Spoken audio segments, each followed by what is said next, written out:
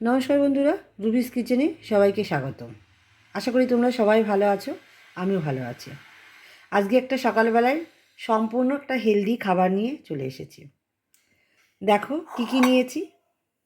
টক দই, চকলেট মুসলি, নানা রকম ফল। ফলের মধ্যে আছে লেবু, আপেল, পেয়ারা, কলা। আর তার সাথে নিয়ে নিয়েছি মধু, বিট নুন আর চাট মশলা। চলো কীভাবে আমি করি, সাথে থাকো। প্রথমেই টক দইটা দিয়ে দিলাম,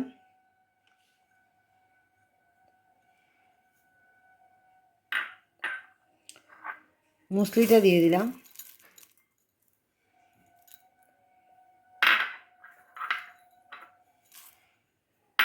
তারপরে সব ফলগুলো দিয়ে দেবো, আর অল্প একটু মধু দেব।